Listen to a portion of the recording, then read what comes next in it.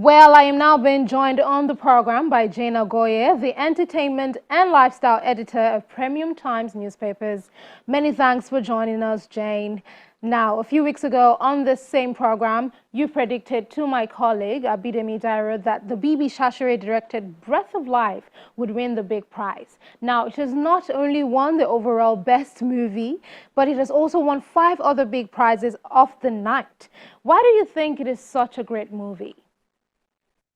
Ewa, isn't it obvious that that film Breath of Life was one of the best films to come out of Nollywood in 2023?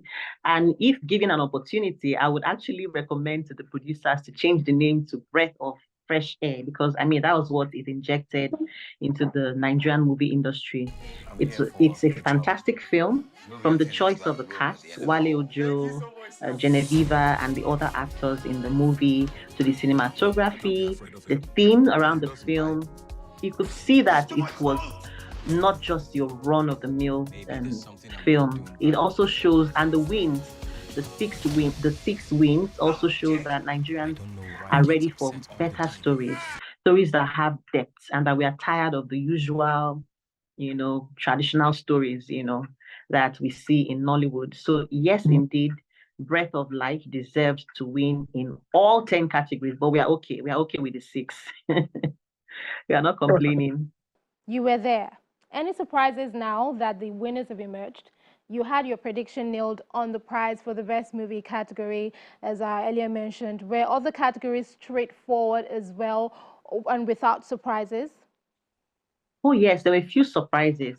And it's also interesting that for the first time in the AMVCA history, for the first time that they introduced the non-voters category, where you had the judges um, actually pick the winners in certain categories.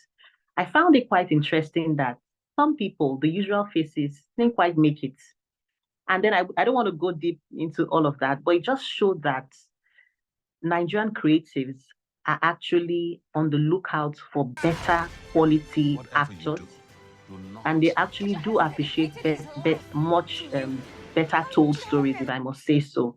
Of course, we had the usual suspects, the likes of Funke Akindele, Tonya Imaku, and co being snubbed. You had Kehinde Bakoli clinch the converted role, and I found it quite interesting. And I dare say she deserved it, because the film that actually fetched her that award at Jayne was beautifully executed, and she killed her role. And I also think it's high time the likes of Kehinde Bankole and other people who are actually creative, very, very talented, they need to get that much needed recognition for their crafts. Finally, Nollywood picked up 100% available prizes in general for the movie categories. Bearing in mind that this is a Pan-African Awards, are you surprised or disappointed in other filming industries on the continent? Yeah, I'm not really surprised, although I would have expected better, being seeing that it's a Pan-African awards. But again, don't forget that most of the categories were decided by the voters. And I'm sure you also know that the home crowd is here. So Nigerians will naturally tilt towards films, productions, faces, and names that they are conversant with.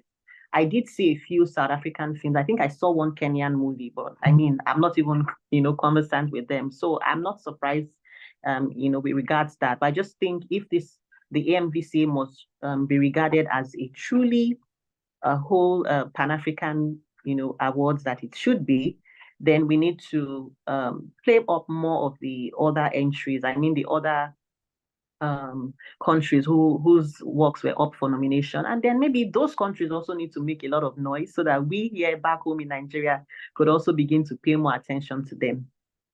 Many thanks again, Jayne, for your time and thoughts on the show today. Jayne Augoye is the entertainment and lifestyle editor of Premium Times newspapers.